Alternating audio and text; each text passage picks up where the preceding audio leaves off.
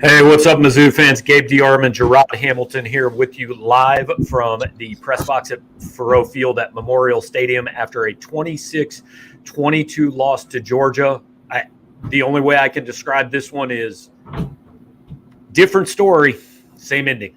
If you want to be honest about it, and we'll get into it, how it happened, why it happened, where it turned, all that. We'll take your comments and your questions. Feel free to. There's already a bunch of them. We'll get to them momentarily. I want to start you guys out on what I consider a happy note.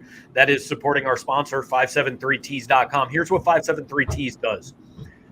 You get an idea that Ed Chang, who never played a minute at Missouri basketball, is your favorite player in recent years. You message 573tees, say he transferred to Idaho State. I want an Ed Chang jersey. They make it for you, and you can wear it to Mizzou Madness last night on the quad.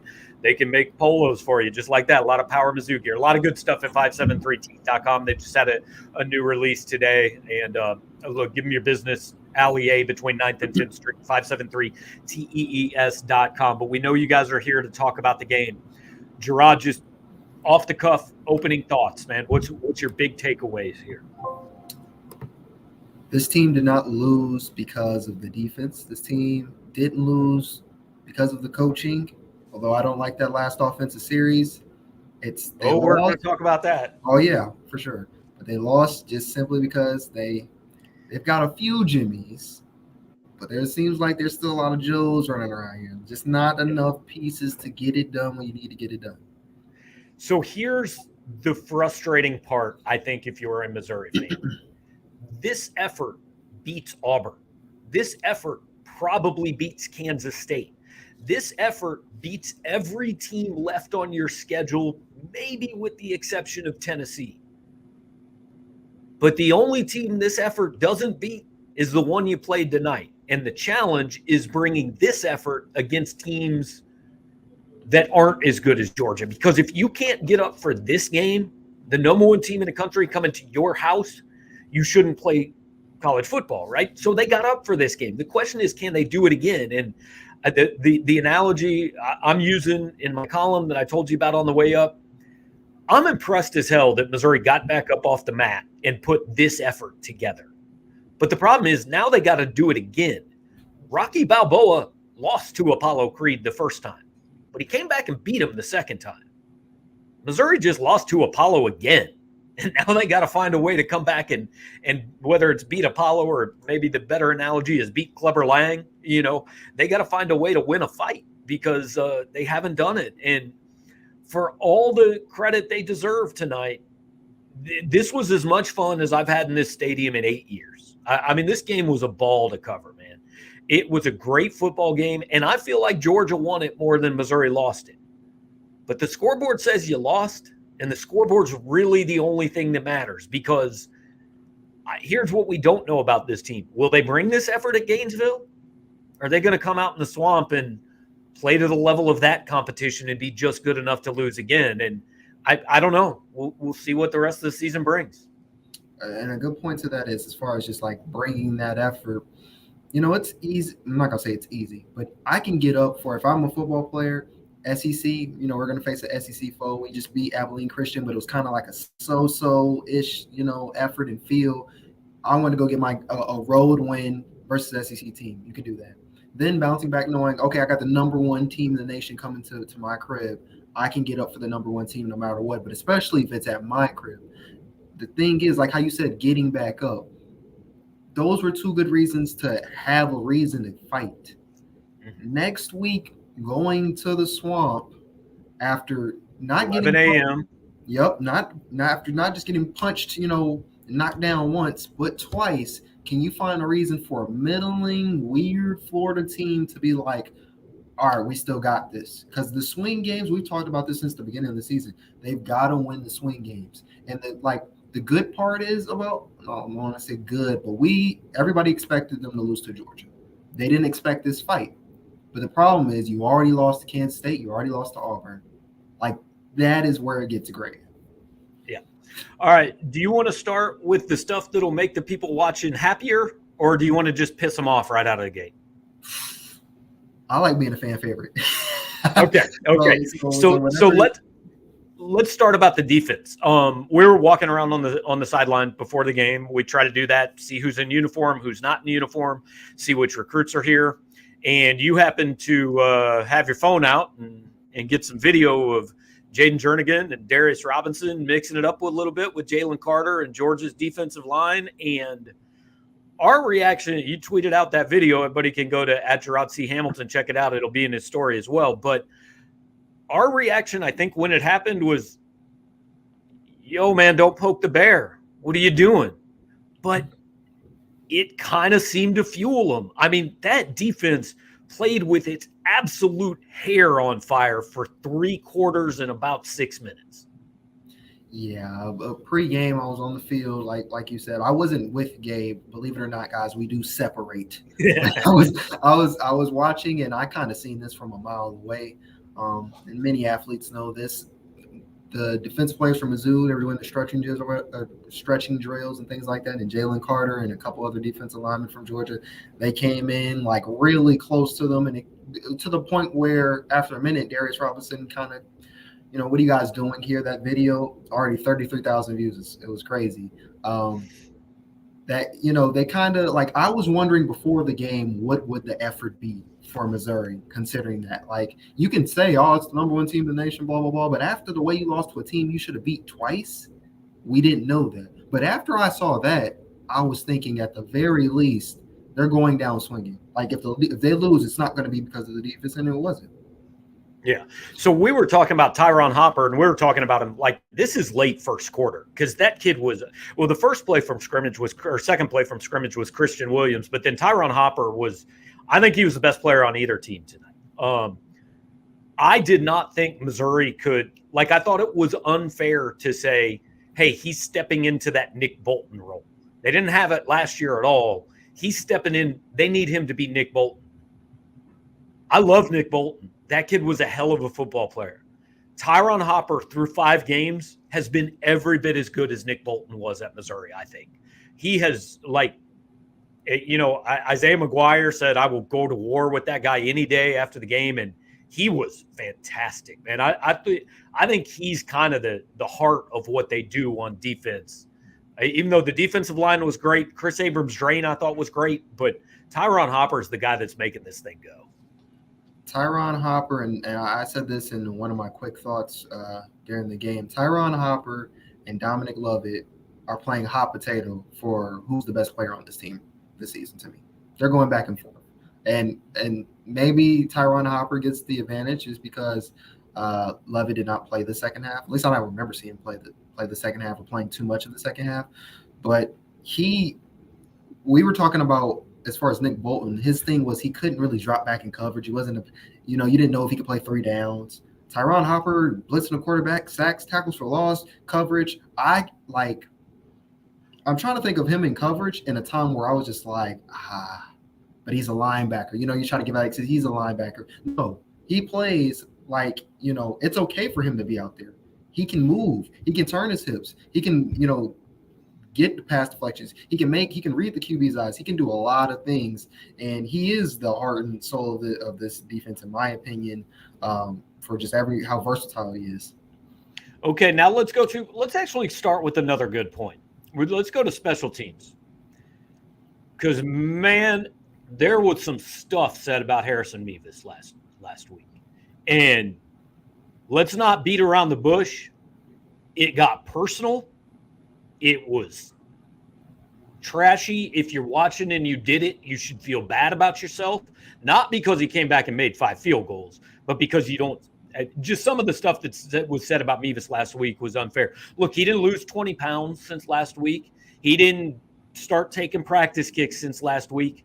He missed a kick, and he got up in front of us all on Tuesday, and he said, look, guys, there's nothing to it. I just missed. I pushed it right, and I missed, and I've got to be better than that, and I'm going to be better than that on Saturday. And, damn, he was better. 5 for 5, 2 50-yarders. He was going to be the MVP if Missouri won this game. He was. I mean, through 3.5 quarters, Harrison Mevis outscored this team 16-12. Yep. For those 2 touchdowns with about 9 minutes left. I think it's when Georgia got their first touchdown or somewhere around those lines.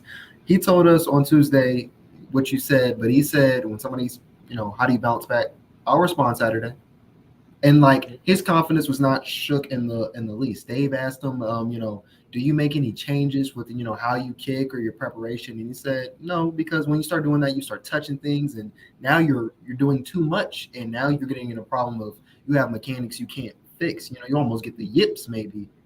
So I mean, he bounced back, and he, I guess in a way, offensively kept them in the game as much as the defense did. Their part. Yeah. All right. Now let's talk about the offense. And look, I'm going to go back and try to find some of these comments, guys. First point, and Joe Schmitter brings up a good one, and I asked Eli Drinkwitz about it at halftime. I don't know if Dominic Lovett played in the second half. I know he didn't have a catch. He had 6 for 84, like midway through the second quarter. He was pretty clearly Missouri's best offensive player. He was getting open. He was doing damage. He ended the game with 6 for 84 on 7 targets. Again, maybe he was on the field a little bit in the second half, but if he was, I didn't see it. But, I mean, without him, Missouri's offense in the second half basically consisted of one long throw to Mookie Cooper and was Cody Schrader's long run. That I can't remember if that was in the first or the second half, but there wasn't much is the point. And you do have to acknowledge Missouri was up against this team regardless, but then you take the best player off an offense that's already hamstrung. That's pretty tough. Schrader's run came at the end of the second quarter. Okay. 3 to 16, they got a field goal because of that. But yeah, when Dom Lovett went out, and I don't know if I said this on here or maybe early in the week, but everybody keeps saying, like, if you listen to other coaches, pre-game conference or whatever, they're always talking about Luther. Player they need to be talking about is number 7.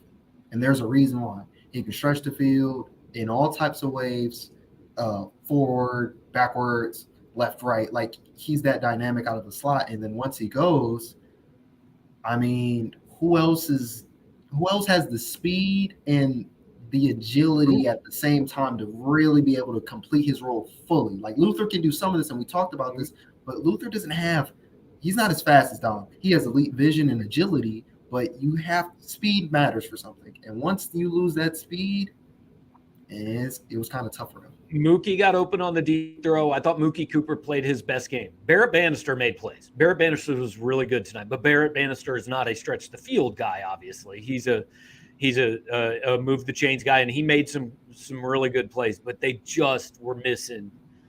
They were missing Lovett in the second half. 3 for 18 for Bannister felt like more than that. I know one of them obviously got taken away from the 3rd and 7, but it feels like another one may have gotten taken away. Like 3 for 18, it just feels like Bannister had like 5 or 6 catches. It feels like he had more. Yeah, I agree. Was definitely doing work. So let's get to it. Stewart says, defense is legit. I'm not understanding the last drive. Got to at least try a run. We all know where Brady goes with the ball. Overall, not happy. Okay, so I want to preface this by saying I am not telling you guys this is right. I am not telling you guys you should agree with it. But that was the first question that I asked Eli Drinkwitz after the game was, tell me about the last drive. What was the plan? What were you doing? So I'm going to give you his answer. I'm going to walk you through it. He said, first down, we tried a double move to Luther. Wasn't open, threw the ball away, so we didn't take a sack. Second down, tried to go to Tosky Dove. In triple coverage. He wasn't open. Even if he was open, the ball was thrown 8 yards over his head. Third down, he said they got man coverage, and Barrett Bannister was open, and they missed him. So that's what happened on the 3 plays. And I asked Drinkwitz, I said, would you do anything differently if you had to do it again? And he said no. And what he said was, I didn't want to run there because he was trying to give his team 2 drives.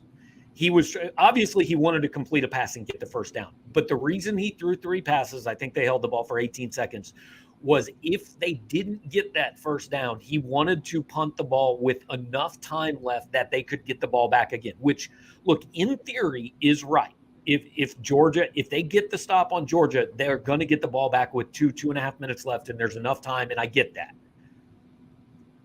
That feels to me kind of like when a coach has the 2-point conversion chart And he says, well, I don't know, man. I went for 2 because the chart says to go for 2, even though, like, yeah, the chart might say that, but sometimes the chart is wrong. Like, by the book, Eli's explanation makes sense. But, like, I think you've got to run something safe. My problem wasn't throwing the football. I'm good with throwing the football there. But throw something short. Get something you can complete. You don't need a 35-yard gain on first down.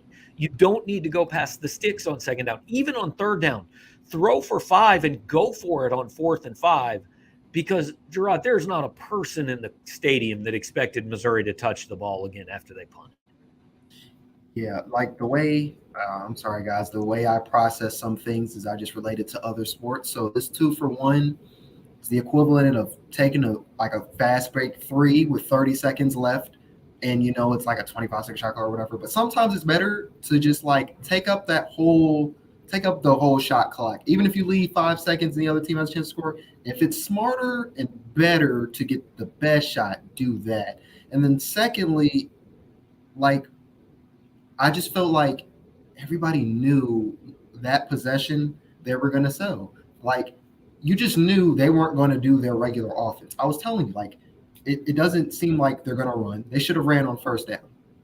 You've got to see what you can get, or you got to do a short pass or something like you said. Do that little jet sweep pop pass, right? Whatever you do.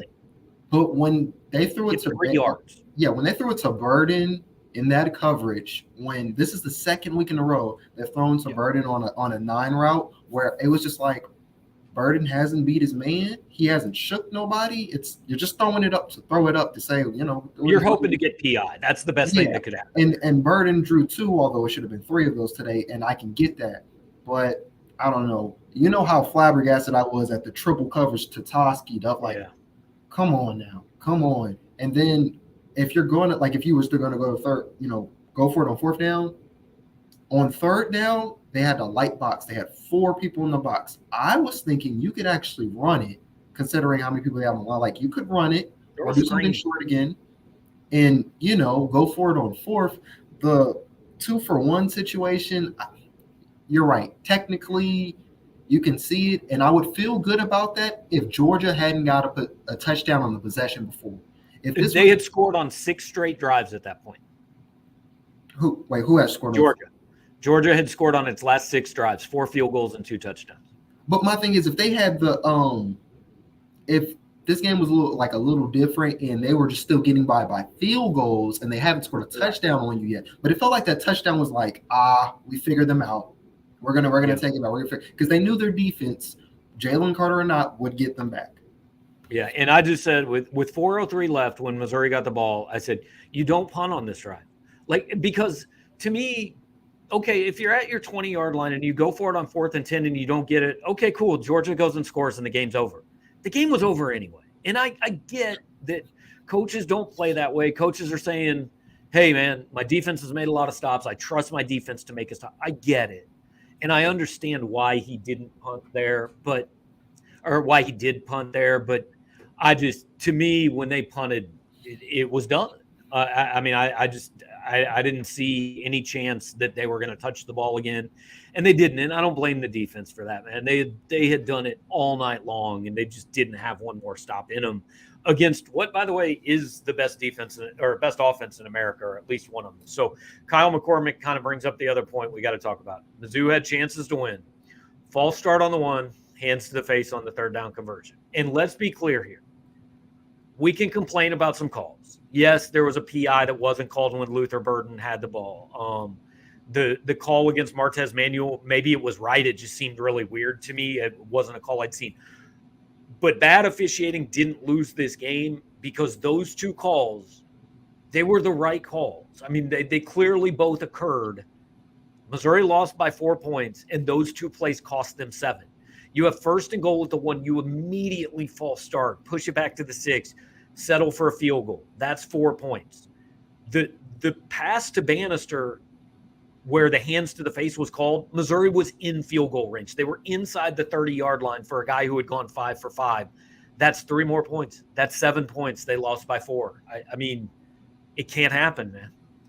Someone said in one of the quick thoughts that if you look back on it, and I haven't got a chance to look back on it, that on that 1st and 1, that I think it may have been Wood, but regardless, somebody false started. It was They said Mitchell Wood. Walters. No, they It's the said same if guy. you, Oh. no, they said if you looked at it again, Wood did it first, and then but they called Oh. him Walters, who may have also moved too. Whoever did it. And yeah, whoever did it, it's tough. It's tough that I got called on Walters, but I mean, Wood is leading this team in penalty. I think he's got like 5 or 6. Regardless, it's that right side, and that 1st and 1, we talked about it right when it happened. If they score a touchdown there, and we're looking at 20-3 instead of, It's totally different game. oh man, the upset alert. Like I still said it, but it was like it would have been real red alarm type of stuff. When Georgia cuts it to 16-6, they get a quick stop, they score, or whatever. They just keep chucking away with the field goals. You can kind of feel it in the air after halftime, even though nothing had happened. You could kind of feel like there was a missed opportunity. There was never a point in the second half where I felt like Missouri had momentum. The entire second half, I kind of felt like Missouri was hanging on, and it was like, please let this clock run out before it's, just if they play a 25-minute second half, Missouri wins the game. If they play a 24-minute second half, Missouri wins the game. But it just felt like from that opening drive, and again, I mean, I tweeted it, hey, settling for a field goal on 1st and goal from the 1, like mark that down. It just feels like something that's going to come back to haunt them. And it did. And then, the hands to the face, I mean, it was clear as day it happened. And Drinkwood said, look, he's not trying to do it, obviously. He said, but you miss your punch. It's the wrong location. Your hand ends up in the guy's face mask, and it can't happen. And like there's no answer you can give other than what he gave was just go back and try to get better. But there's nothing you can say that explains that away. And kind of like last week, hey, are there a lot of things that could change it? Absolutely. But to me, the two most glaring ones are those 2 penalties, man. That's 7 points off the board. Yeah, what I've got for you guys coming up after this is it's going to start off. This team is a handful of plays away from being 4-1 and 2-0 in the SEC with a road win, which they can't get, and a win over the number 1 team in the country. And and like how the tables turned from this team we started at 6-6 to if they get those plays to go their way, we're thinking of what type of bowl they can get to, but where we really are just can they get to 5-7? Yeah, and I mean, like this game should give people hope. Again, I mean, if you can take Georgia to the wire, you can legitimately play with anybody on the right day. But college football, we've said this every week, it's 12 complete. What they did tonight, we have absolutely no idea if that's the team we see next Saturday. If that's the team we see next Saturday, they're going to win at Florida. If they play this game, they will win at Florida. But we have no idea if we're going to see this team. And if, Drinkwood said last week that game couldn't define their season, right? And it clearly didn't. They came back and they got up off the mat. And they deserve a lot of credit. But this game can't define the season either. It can't be, hey, man, that was really cool when we almost beat the number 1 team in the country, because it's still a loss. And frankly, if you come out flat and you get your butts beat at Florida next week, I don't really think this week matters. This week is just that one thing that you point to at the end of the year and say, hey, man, almost. Like, that was fun, but it doesn't matter. Next week has to be a win now, because without next week being a win, if next week is a win, I look at a team that took Georgia to the wire, beat Florida, and I'll listen to talk of a bowl game again. Next week's a loss. 2-4 ain't no bowl game. It's all about the motivation again. I can get up for first SEC, opponent. I can get up for the number 1 team coming to my place. Going to the swamp on the road when I can't win on the road already.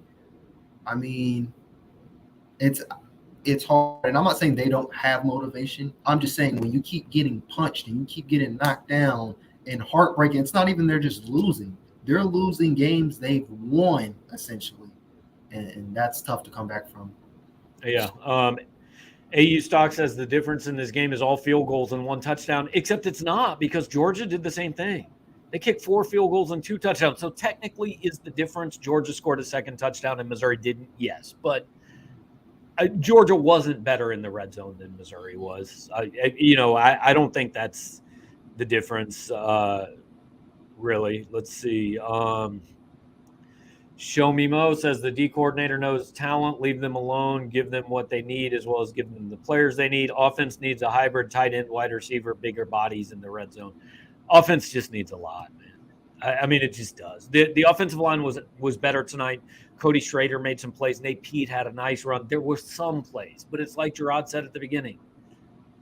They just don't have enough to do it consistently. I mean, when they went back out there with 4:03 left, Drinkwitz is trying to get an offense down the field that has a quarterback who's limited, playing without its best wide receiver, and I don't know how you do that, man. This offensive line the last couple of weeks have been such a contradiction because even if you go back to week 1, 300 yards, but everybody knew like 300 rushing yards or whatever it was just because of mostly the running backs last week. After week 3, when they had all those penalties, they come back in week 4. I think they only had 1 penalty on the offensive line, but they allowed 4 sacks and 7 tackles for loss or something like that. And then this week, I was telling you, like, I actually see holes for the running backs to run through. Brady Cook is getting some of the best on certain plays, getting some of the best pass protection he's had all season. But then when we go down to the 4 penalties on 4 different linemen or something like that, and then 1 on the goal line and the 1 on 3rd and 7, like, it's 1 step forward, 2 steps back. Part of it. Yep. Yeah. Mo Football tossing us a few bucks. Appreciate that. Says appreciate the show. Why can't we ever get guys open over the middle with multiple crossing routes? That's a thing that honestly, like immediately after the game, I have a hard time saying what was in the middle, what wasn't. I believe the 3rd and 10 play to Bannister was a crossing route, and Drinkwitz said he was open, and they just missed him. That was over the middle, right? That played basically what ended up being the last offensive play of the game for Missouri. Every time I keep thinking of Bannister, I just keep thinking about the 3rd and 7. I've been trying to think of what this 3rd down with Bannister was. I think it was a crossing pattern over the middle, and he was open, and Cook just didn't get him the ball. I will say this: when it comes to the middle of the field, like there was a play where I was just like, "Ooh, he tries to hit Burden instead." He had Burden on a nice in route for like 10 or 15 yards or something like that. Like, I don't know. He's missed a few of his reads this season. That's been kind of part of his season, but I don't know. Like you said, we'll have to go back and watch more and rewatch to kind of see all of them, but I don't know. Yeah, I mean, tonight for Brady Cook seemed like the opposite of last week. Last week, I thought he was really bad all game, and he made the 1 throw to put Missouri in position to win. Mm-hmm. Tonight, he was pretty good. Not perfect. Not nobody's giving him a Heisman for the first 3 quarters, but like he did what they needed him to do. He made enough throws to win this game. But then when they needed 1 more or 2 more, not only did it not happen, I mean, it wasn't close. I think people feel even a little bit different about this game if they get to like the 45, they get 3 first downs and then stall out because they don't get it on 4th down, or they get down to the red zone and can't quite finish it off. But the last offensive drive just left you feeling so hollow because it just wasn't close. I mean, they didn't get any yard, and they weren't close to gaining a yard. It's part play calling, and it's part you kind of talked me off a ledge a little bit. It's part him. We don't know what the read is or what the primary route or who you should be going to on these plays are, but it just feels like give him a lead or whatever, and you tell him to make that deep pass, he can do it. He did it a couple times in this game when there was no pressure on him. You say, okay, you're only up 3 or, you're trailing or something like that. And then it just becomes like, I don't know, like that play to Burden. I just instantly right there, I knew like the game is over because that wasn't what you were doing all game. That was because you just wasted 1st and 10. You wasted 1st down and then going to triple coverage. I mean, he did that maybe 2 or 3 times this game where it was just like, why is he throwing in double coverage? I'm pretty sure he had a drop pick at 1.2. Like, why are we trying? These aren't even calculated risk at this point. you know. So those are two, two wasted plays. And then on the third down on that one, was that not the little dump off to Mookie to get like That 3 was yards that before was the? after the Bannister penalty. It was third Oh, and okay, okay, 22, and they threw to Mookie for a yard. And it's like, okay, yeah. why not at least do an arm punt? Throw it 40 yards downfield. Maybe you get PI. If they pick it off, it's a punt. Who cares? Oh yeah. You know? See, I'm telling you, I can't I didn't figure like out that. last thing with Bannister, but same deal though. Like that's part play calling, part of what are the reads on some of these plays. So Atheos brings up kind of a good point. You want that nasty tight end. That's what that's one thing this offense is missing. And look, I want to give Tyler Stevens credit. He made a hell of a catch for Missouri's only touchdown. Really nice play. But the weird thing is I felt like Missouri did a pretty good job on Georgia's tight ends. What would you guess? And maybe you've looked at this. I just did. Brock Bowers and Darnell Washington combined. What would you guess their line is tonight when you combine? Combined? Yeah. 5 receptions for like 78 yards. 8 for 130. Like I thought Missouri. Yep, I thought Missouri did a pretty good job against them, and they still had 8 catches for 130 yards. And is that the only difference between Missouri's offense and Georgia's offense? It is not. But that is one thing Missouri is missing, certainly. Let's see if we get some other questions here. Got a little shout out from Stuart. Appreciate that, Stuart. Thank you. Austin says, like we've said, if this team shows up for every game moving forward, they can win all. Yes, if they play this game 7 more times, like, sure, I guess 9-3 technically would be in the picture. Yeah, I'd probably give you money they ain't playing this game 7 more times. But you guys see at the bottom here where it's telling us the score. I didn't know this, but Mizzou led for first 56 minutes of this game. They know that, and that's crushing to know I can do this. Like, it doesn't matter how you start the game if you're losing. It's like I feel like this is what we come back to every single time we talk about this team. Carpe Donnelly says this team is an impact transfer QB away from 5-0 and a win against the number 1 team in the nation. Sometimes that comes down to a QB being the best player on the field. I agree with all of that except 5-0. They're all of that away from 4-1. They got beat by 4 touchdowns at K-State. It wasn't that close. That's not just – you were more than a quarterback away in this game. But overall, it's – yes, there is a reason Eli Drinkwitz chased every transfer on the market in the offseason. The failure was not getting them, and as Stuart West brings up, part of the problem may be that Tyler Macon can't play. Look, you guys are right. You're not wrong by saying that.